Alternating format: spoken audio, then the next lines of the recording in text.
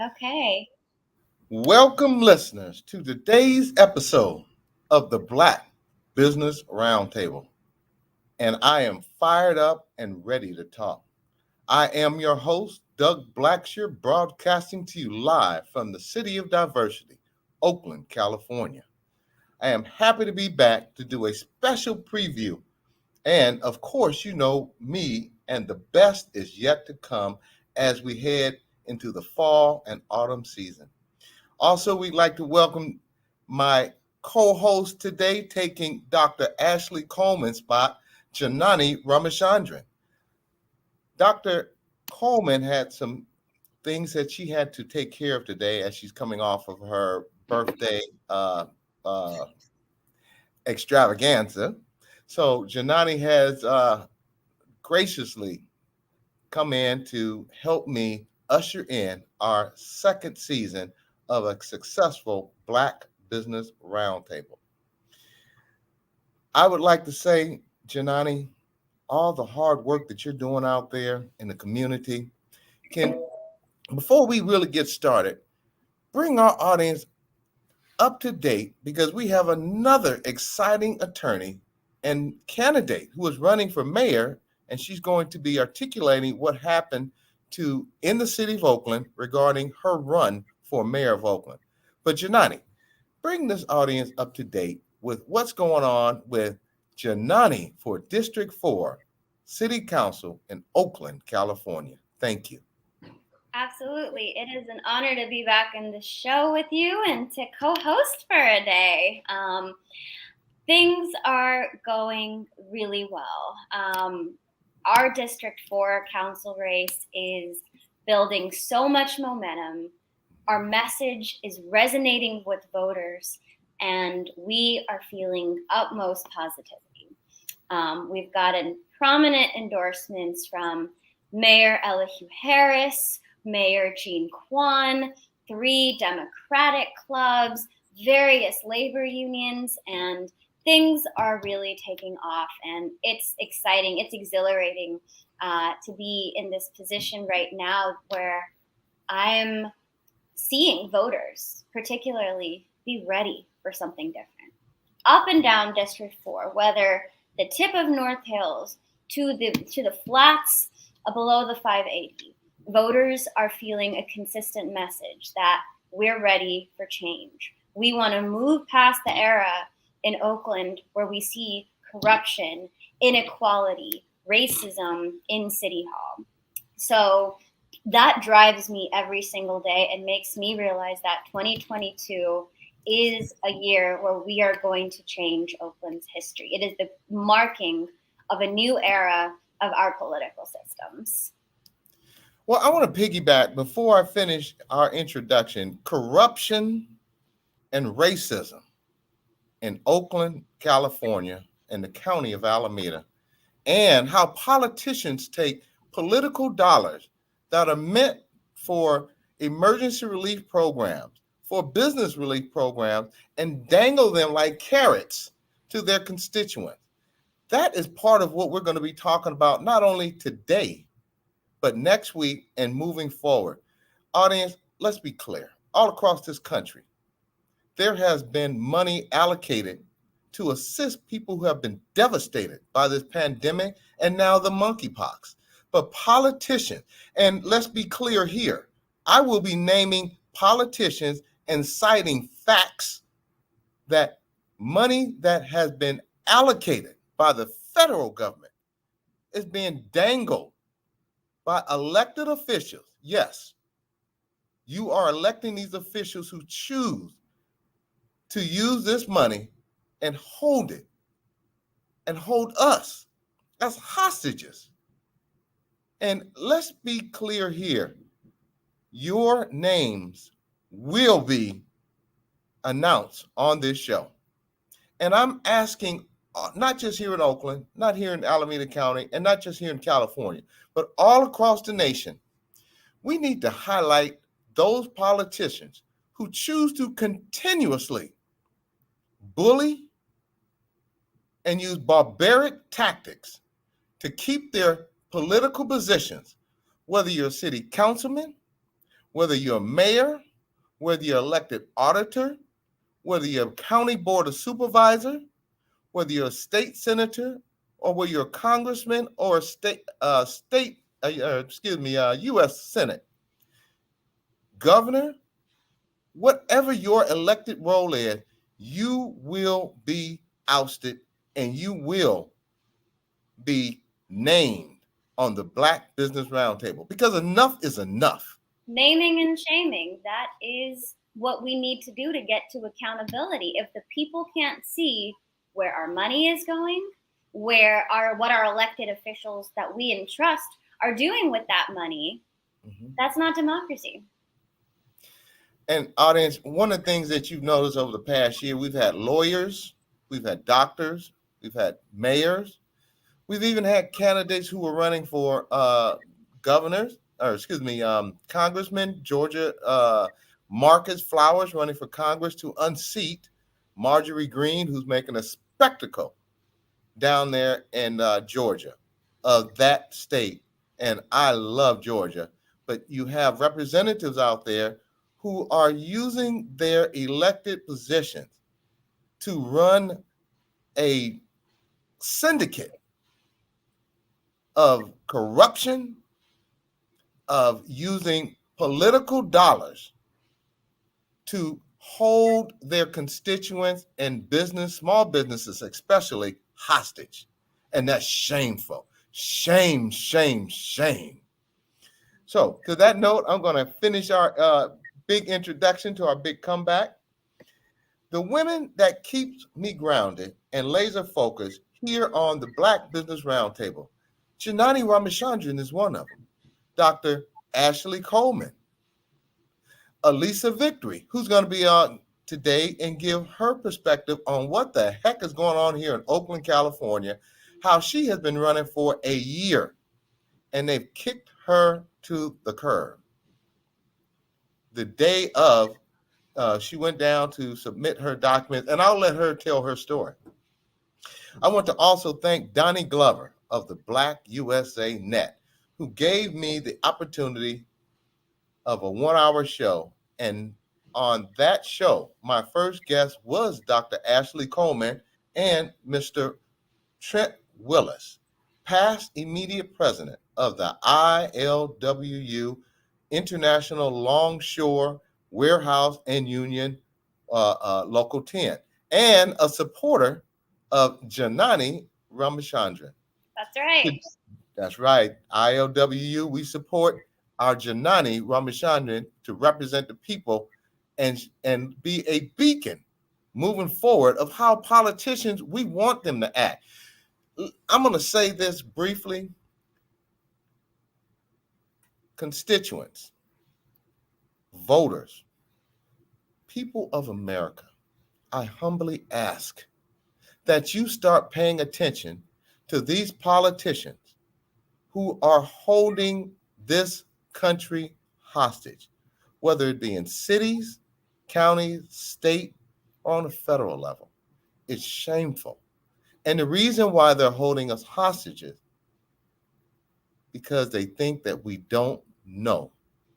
On the Black Business Roundtable, not only will you know, but you will know the names of those politicians, because I'm going to start naming them. And it's critical. And facts. Look at the facts. Don't listen to what they're saying out there, because they're telling you what they think you want to hear. But what are they doing? What is your elected local politician doing for his constituent, her constituent, for his or her small businesses, etc.? Today, we are a 2-hour show thanks to Dr. Ashley Therapeutic Thursday, and you are our growing audience that support us, and we thank you. We humbly thank you. During today's show, we'll give our audience an update of what both of us have been doing, and that's Janani and I, to recharge and give our audience a teaser of what is coming. So have a seat and get ready to listen to All the Sweet Tea. First up is our returning guest, Allyssa Victory in a mayoral race in Oakland, California. You're not going to miss this, audience. I was truly taken back by how this city, who will go to Washington, D.C. to get $500 million for a billionaire to fund a Disneyland park at the Howard Terminal. She is going to come on and talk about what is happening with and what is not happening with her candidacy running for the mayor's race in Oakland, California. So much has happened since the last show I hosted, and I wanted to be sure to give an on-air acknowledgement of appreciation.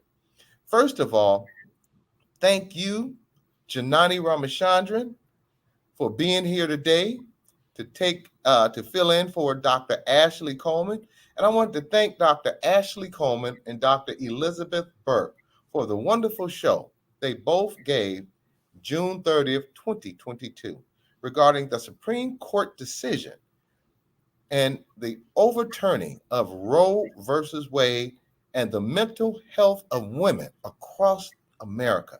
And Janani, you're an attorney. What did that overturn mean in this situation? Thank you. It's frightening to see what this is about, what this decision, this extremely flawed decision, is about to do for so many other rights that we have. If they're coming after what's known as the protections related to privacy, they're coming after it as far as determining what women can do with their own bodies. Next, they can come after those in interracial marriages. Clarence Thomas sure isn't going to want that, but he started this train of thought where his own marriage might be invalidated. It could impact those that are LGBTQ partners and their ability to get married. It can impact a whole slew of rights.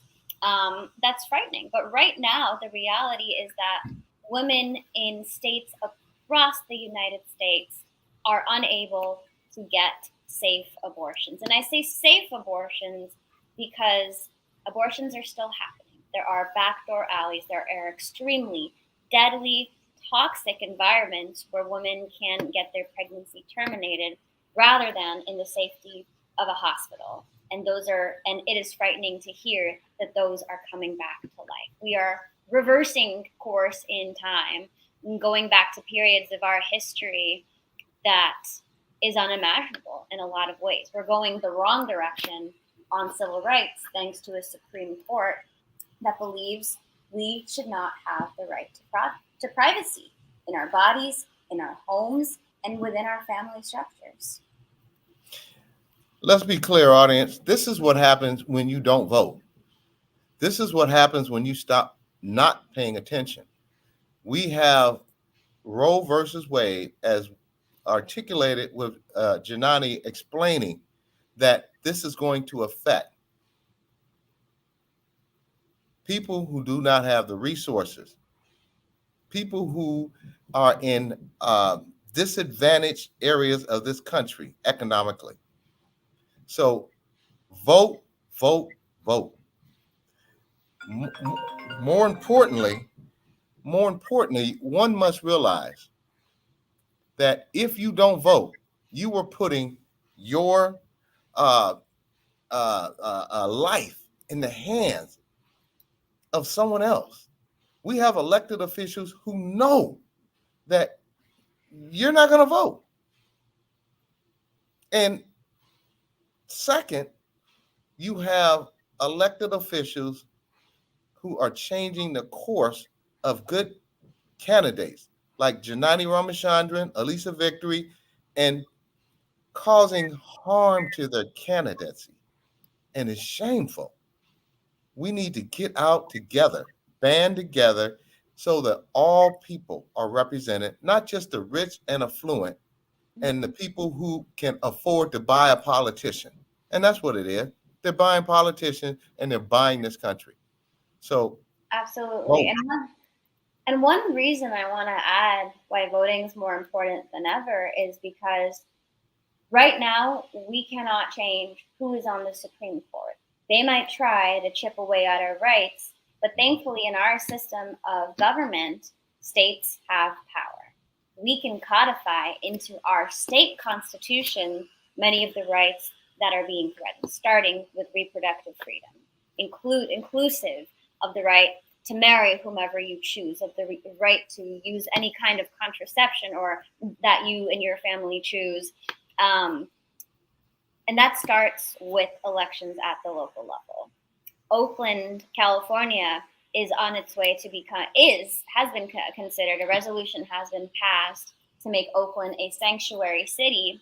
And that's more than symbolic. That impacts similar sized cities, including those blue cities and red states across the nation. What we do in Oakland makes waves across the country. So if you're voting for local elected leaders who are going to stand up for those rights, the federal government cannot take those away. Thank you for articulating that. That is so important that people know how important their vote is. Register and vote. I really appreciate Dr. Ashley and Dr. Elizabeth Burke taking over the show by women for women. Once again, by women for women. This country needs, since we've had women entering into politics and becoming some of our elected leaders, there's been a traumatic turn to be inclusive for all people and all genders. Thank you, Shenani, for taking that task on, because it's a huge task. It's not easy running and being running for a political office. The powers that be, if you run against them, and this is not Janani talking, this is me talking, because I've been out there. You become a hit piece. They will try to destroy you. And I will be pointing those out.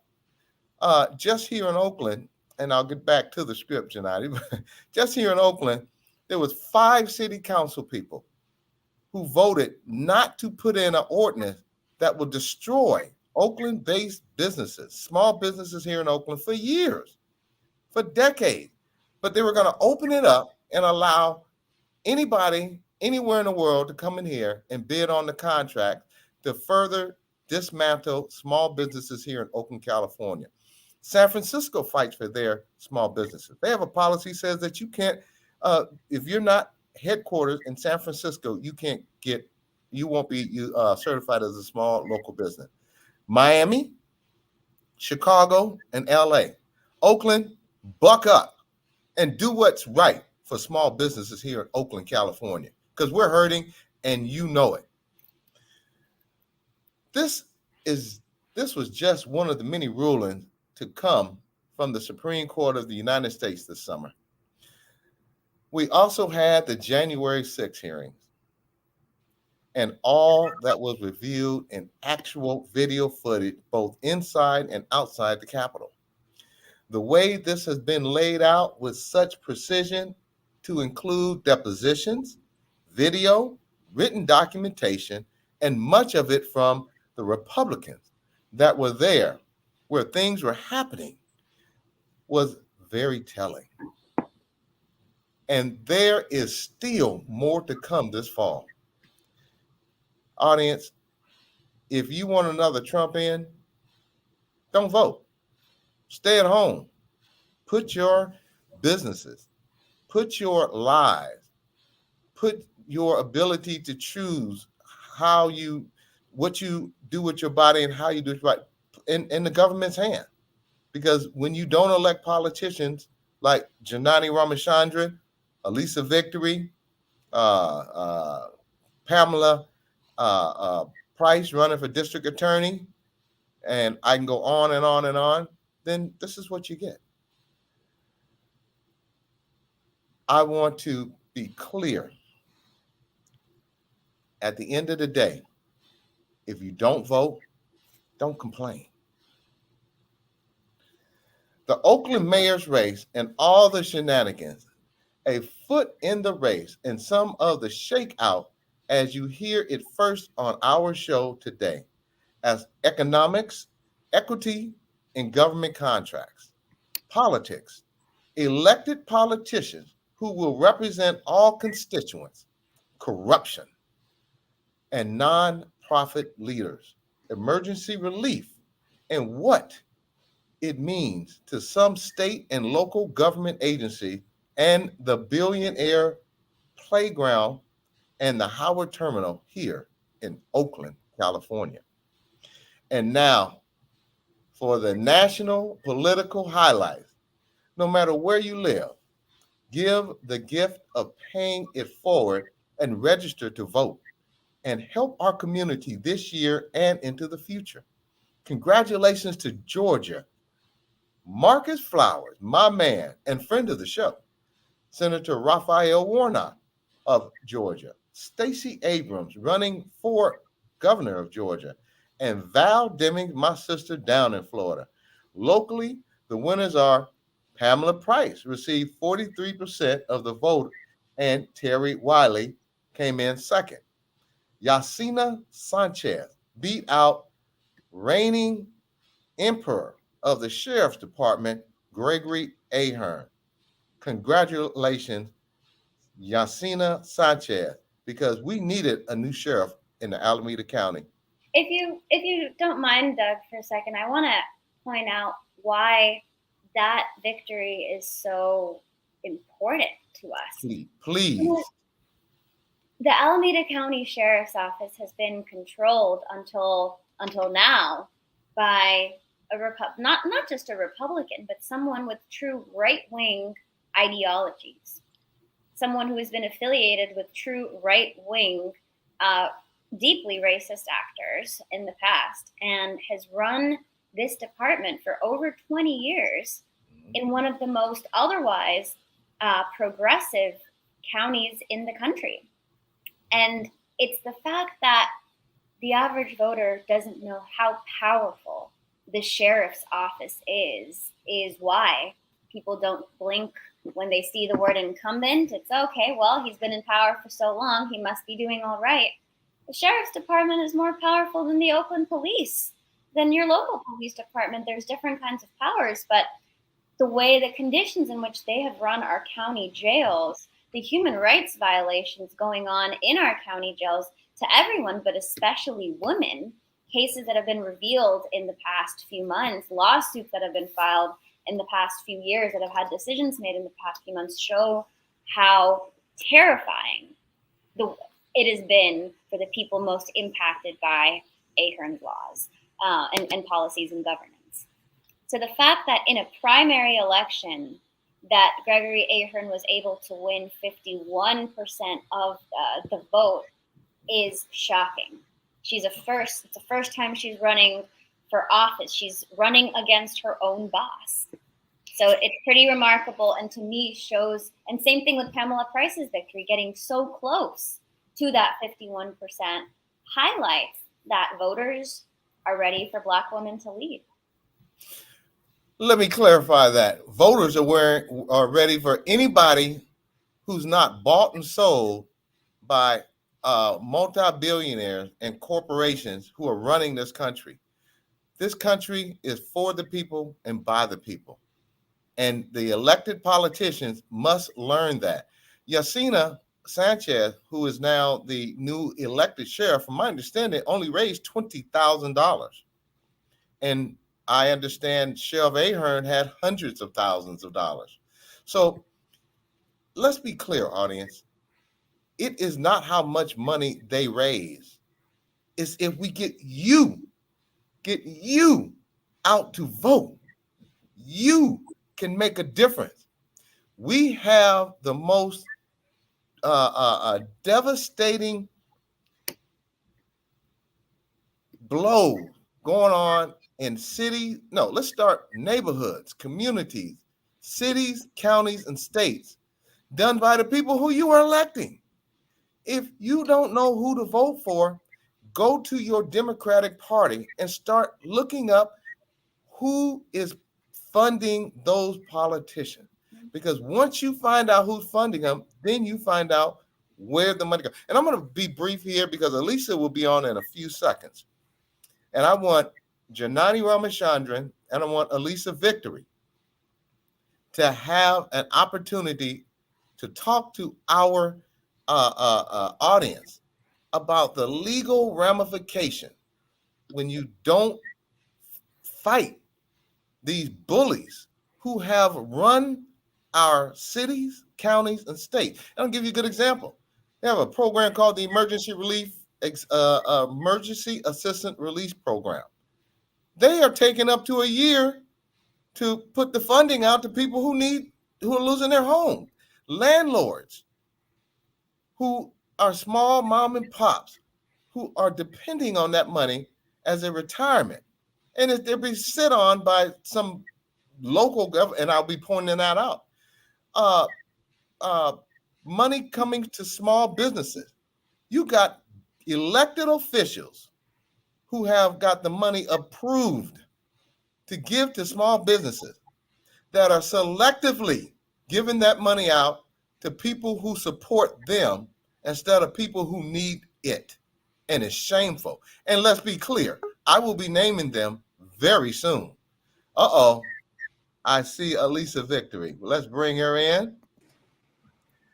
Welcome, Allyssa Victory, to me and still running for the mayor of Oakland.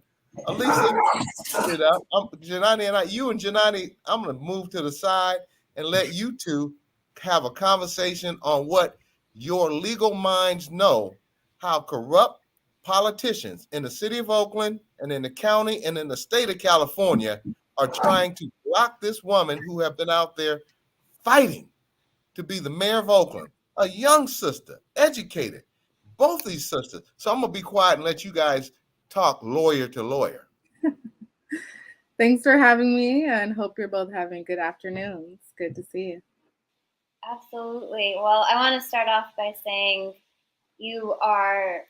I'm incredibly frustrated, as Oakland is frustrated about what happened to you with the city clerk's office. And this fight is not over for me. It's not over for Doug. It's not over for a whole community of people that are behind you. So please, in your own words, tell us what happened and what your plan forward is. Thank you again for just having me on the show and providing space to continue to educate people about these threats to our democracy. I have been illegally disqualified and taken off of the public ballot for November. I was also one of 6 candidates who had appointments after the new deadline that was reinterpreted by our clerk, who had my appointment canceled and was forced to scramble to City Hall in only a few hours to get my filing done. Despite having done that, I've been illegally disqualified and having my signatures from endorsers subjected to requirements that are nowhere in our city code or our city laws. And am now facing an uphill battle to even have our executive branch, our city attorney, to provide a response. My understanding is they're not responding even to other city officials or to our state officials.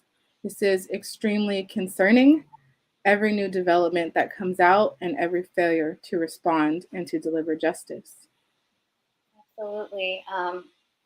As you know, I served on the Oakland Public Ethics Commission, and transparency is of utmost interest to the commission and to all Oaklanders.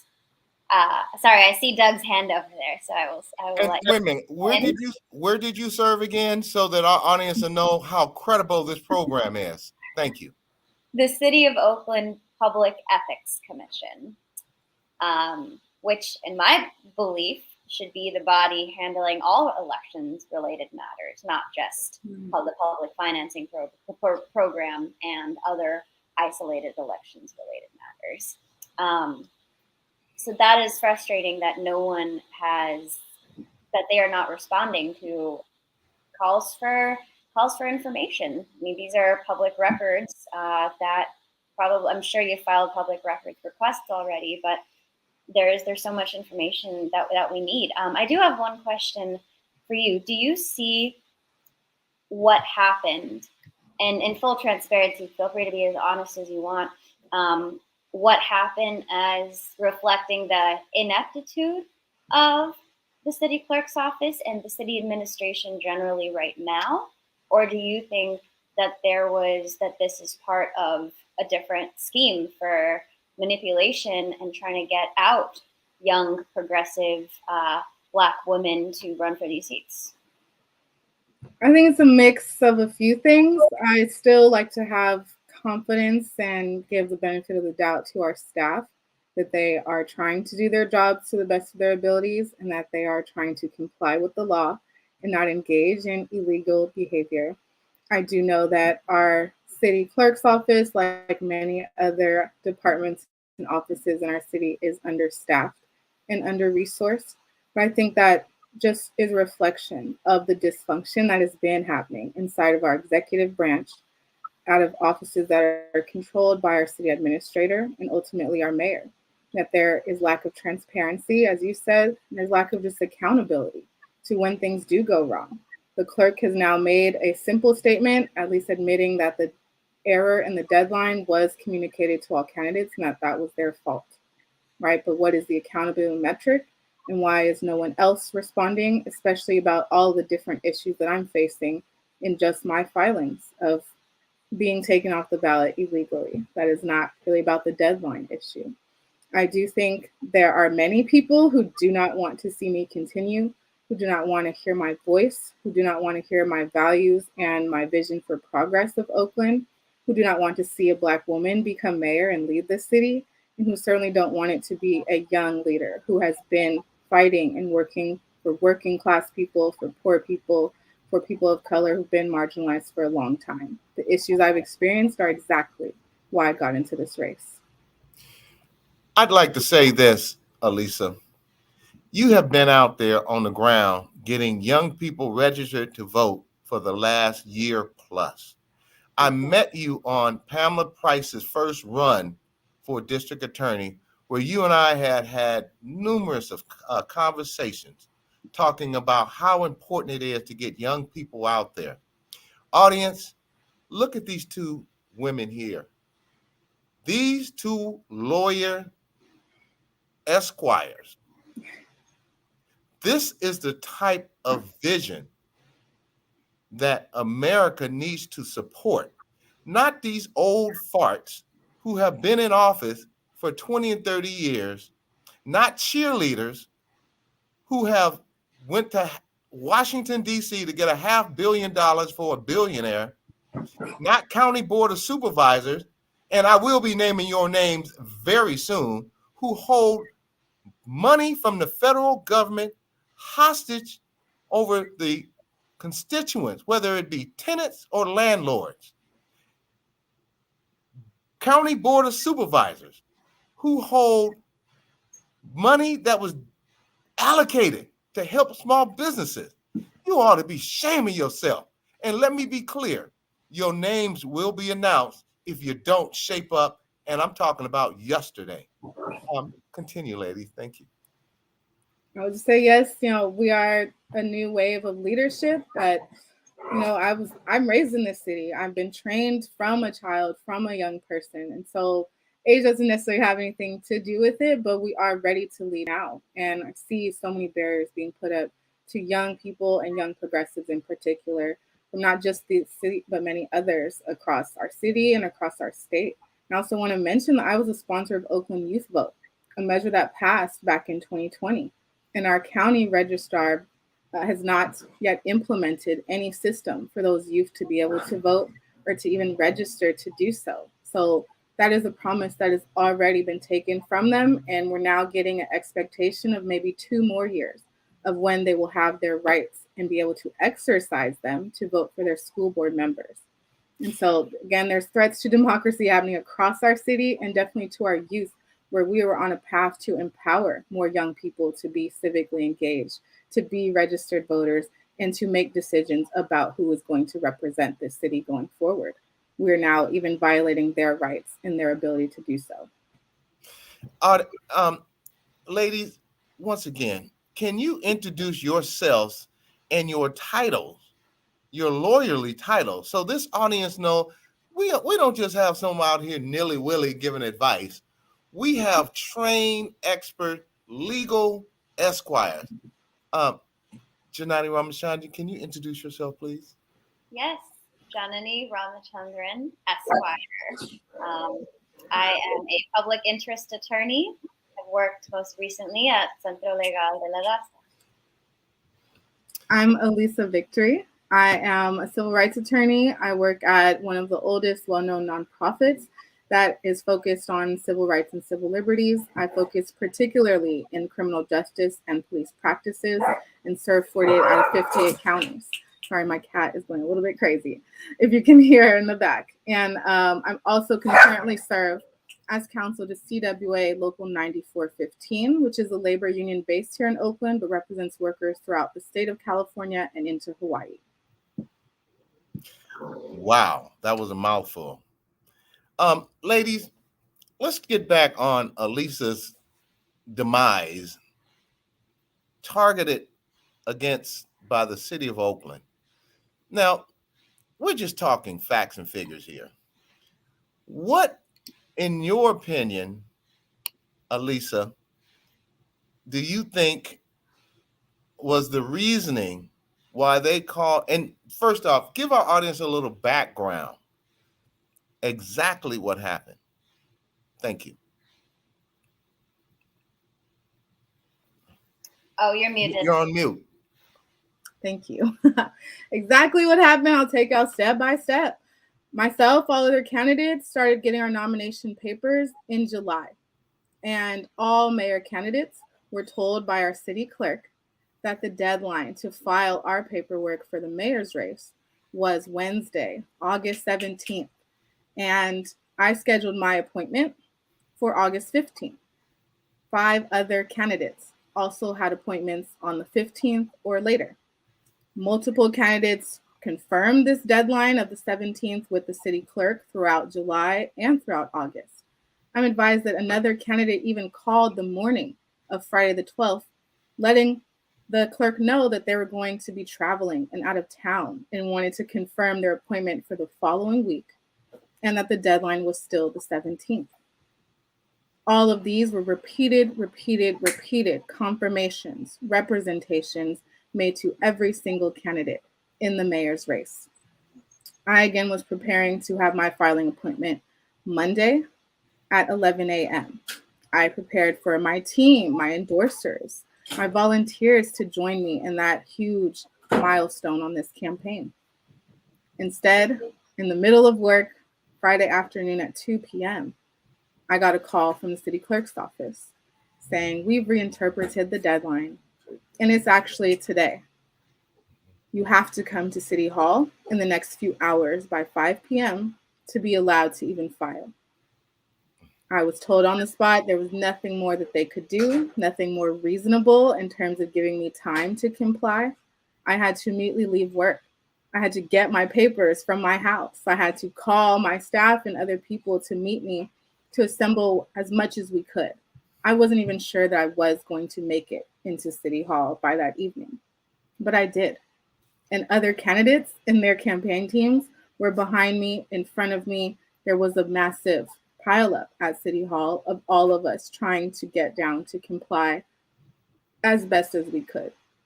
Again, other candidates have reported and publicly stated that they were also at work when they got called, that they couldn't answer the phone, that they were in the middle of traveling out of town. All were prejudiced and having to scramble to City Hall. But I got there and I filed all of the legally required paperwork. I took my oath of office and I paid my filing fee. The issue with my signatures didn't come up until Tuesday morning.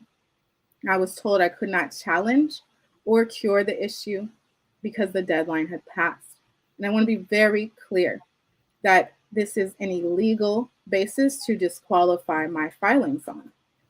City of Oakland requires 2 different types of signatures be collected and submitted with candidate filings. The first are nomination petition signatures.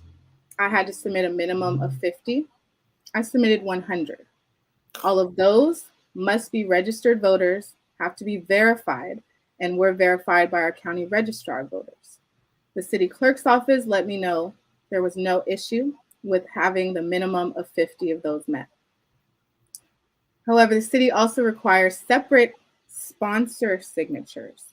which are anyone who lives in the city who wants to sponsor this campaign and still be represented in my ballot. It only requires that I have a minimum of 10 of those signatures. The city code requires that they only be residents. There is a separate section from the nomination petitions because these aren't nomination petitions. It also allows people who are non-citizens, people who are not allowed to vote or who are not registered to vote for whatever reason, to still be represented on this ballot as a part of my candidacy. That is the whole point of having endorser signatures. Instead, the city clerk said that they were also verified and that 3 of the 11 that I submitted were not registered to vote in Oakland. I was disqualified on that basis. Again, nowhere in our city codes or laws does it say that those signatures even have to be verified or that they have to be voters. Our statutes are very clear and use different language to describe different requirements. A made-up requirement is being put onto the endorser signatures and used to deem me disqualified. Janani Ramachandran, can you explain to our audience what happened to you when you initially started running, how they were doing the redistricting of the city of Oakland, and what happened to you in the city of Oakland, California? Listen to this, audience. Thank you. Doug, and also after this, I will unfortunately have to make my exit as your co-host for the evening. But I will very briefly say the redistricting process was a mess. There were many individuals who were kicked out of their districts by maybe a block or two. The final meeting of the process, 1 or 2 a.m. in the morning, which was a wreck. But more importantly, what was supposed to be a public process was incredibly manipulated by private actors, those with economic interest in the city, those with an interest in determining the course of elected officials and who gets into the seats for the next 10 years. But before I leave, I just want to say, Doug, thank you for using this platform and for hosting conversation that matters. The public deserves to hear, every Oaklander deserves to hear what happened to Allyssa, and we have to have concrete remedies. The first thing I learned in law school, day one, is civil procedure. The process of how things operate is knowing that process is always going to be more important than any other substantive law that you learn. Access to the courts, access to the polls. These are fundamental rights that our communities have been fighting for generations. So if we don't fix the processes in City Hall that allow a diversity of voices to be heard, a diversity of people to get into these seats, we're not going to find a way forward. So Allyssa, I'm in your corner. You have a ton of communities in your corner to first fight for your right to being on the ballot, and moving forward, how we make sure this doesn't happen to any other candidate again. So thank you. Well, before you leave, Janani, where did you get your degree from? I went to Berkeley School of Law. And before that, where school did you go to? Stanford University. Audience, you heard it here on the Black Business Roundtable. Janani, we look forward to seeing you as the friend of the show and our special guest co-host today. Thank you, and good luck on your candidate forum tonight. Thank you for having me. Bye-bye. Right, thanks. Have a good night.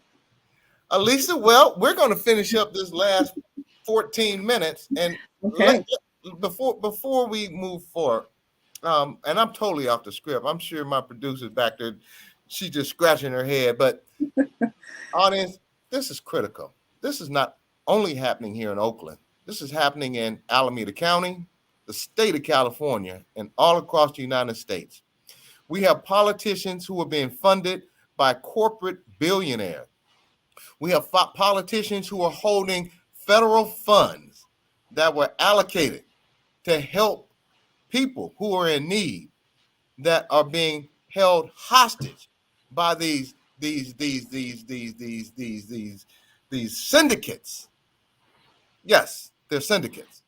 And be clear here, I will be naming names in the very near future if you don't get your acts together. And I'm not talking about tomorrow. I'm talking about yesterday. On our next show, Allyssa Victory, we are giving Allyssa Victory 45 minutes to sit down and articulate all the challenges that she had to go through. And we'll have Dr. Ashley Coleman come back, who will explain to our audience what the psychological effect it is on people who see educated sisters like Janani Ramachandran, like Allyssa Victory, and other candidates who are running to make a positive difference in our community being bought out by billionaires and bad actors in Oakland, California, and in the county of Alameda.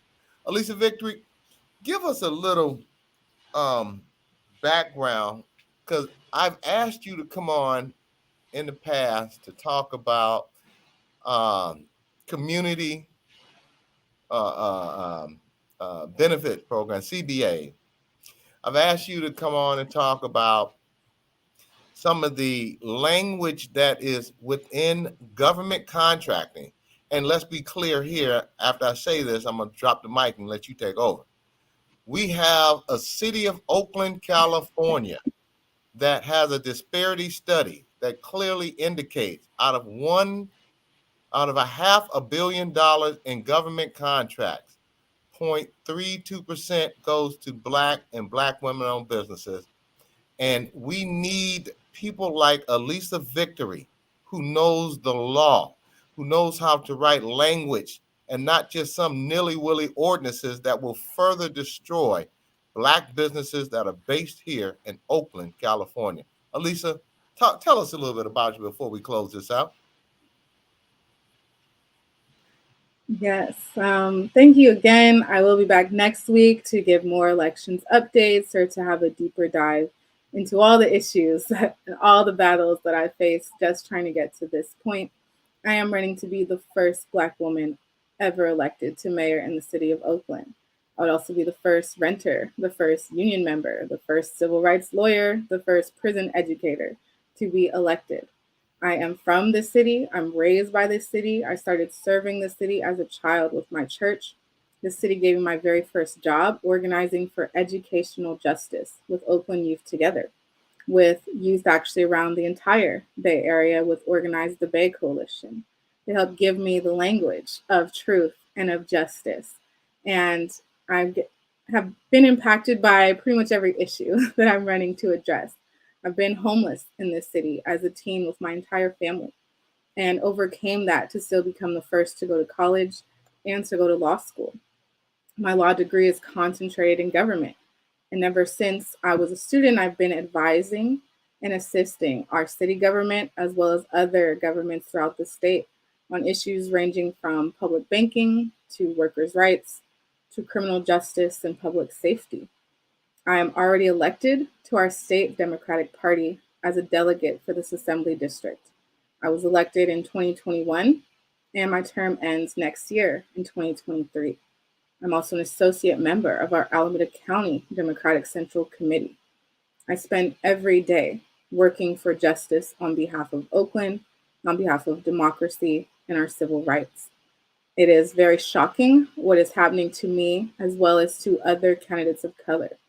I agree with what Johnny said, that this also has a race dynamic. Everyone else who was ousted from the ballot due to the clerk's own errors identify as Black or Asian and Pacific Islander, two communities that need strong representation and leadership and a voice in this city. Two communities that are constantly under attack, facing disparity in our businesses, in our contracts, and certainly in our neighborhoods and communities.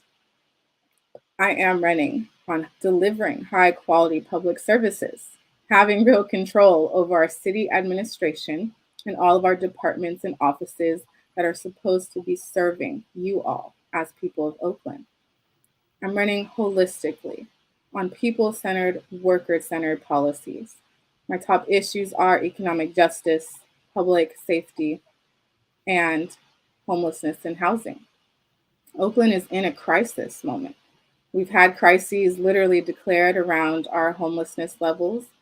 We're having public safety crises, but all of these center around the crisis of leadership that could not be painted more clearly than the dysfunction coming from the city clerk's office, which is again a part of our executive branch, controlled by our city administrator and our mayor. We have to have real leadership. We have to have real efficiency to get things done and to deliver those services, to deliver on justice, to deliver on fair elections. I'm running on change because the status quo is not working for people who look like me. Right? I'm running on really serving all of Oakland as someone who's lived in every city district and lived homeless in this city. I'm running a historic race, now even more so since I'm facing election suppression just trying to get on the ballot. This has already been very transformative moment. I appreciate all of the other candidates who have contacted me, who've made public statements, who've written official declarations, and many of them are clear that I should be placed back on the ballot. And that is the only way we will have a fair election. This is not going to just determine November or who takes the office in January. This is going to determine the next 4 to 8 years, next generation of our city, with so many crises that are hanging in the balance that can get worse if we allow them to, or if we have a leader that allows them to. Allyssa Victory, here on the Black Business Roundtable, as we move forward into our second year, we are going to support you. We're going to have other candidates running for mayor. If they choose to come on, I believe Shang Tao has agreed to come on. I've asked and reached out to Lauren Taylor, Treva Reeds, and we're going to reach out to Greg Hodges and a few others. But audience, let's be clear. Our city in Oakland, California is under attack. Gentrification, homelessness, and it's been reported that Oakland has one of the worst homeless population crisis in the world. And we have leaders out here who are denying this young lady, an educated sister, intelligent, articulate, and who is a social justice warrior, as I am, denying her the opportunity to serve you. Oakland, you need to be ashamed of yourself.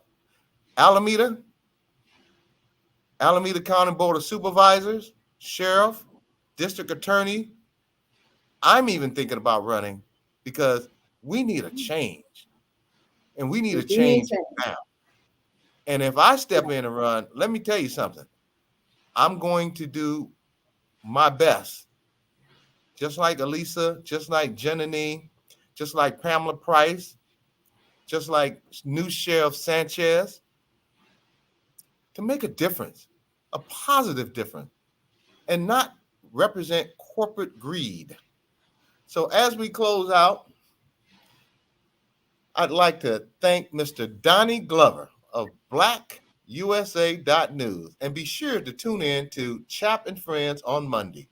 Party Marty, Let's Talk on Tuesday, Black USA Crypto News with my brother, Kamal Hubbard, on Friday, as he knows all about the blockchain and cryptocurrency. On Saturdays, Blackout, live from New York, my sister, Tajmir. On Sundays, 60 Minutes in Black USA with Michael Haney. To join the BBRT advertising family or to be a possible guest on the show, reach us via our email, bbrt2021@hotmail.com. Include your company name, address, website, company phone number, and social media info to our email address, bbrt2021@hotmail.com for vetting consideration. We have a network of shows hosted by Donnie Glover, also which include Black USA News Morning Show with the Donnie Glover Show, Shared Space, Frontline News, Troy Rawlings Show, The Beverly Smith Show, and stay tuned as new shows are added. We run 7 days. Oh, go ahead, please. Just saying that's a packed schedule. That's great content. Even I didn't know you had some of these segments running. So I'm excited to tune in. We run 7 days a week now, and that's why I said, Allyssa, we're going to get your word out, and please use this segment to argue your case, as you have been shafted in the city of Oakland under corrupt and what appears to be corrupt. And I'm sure you as an attorney are going to get to the bottom of it. I will.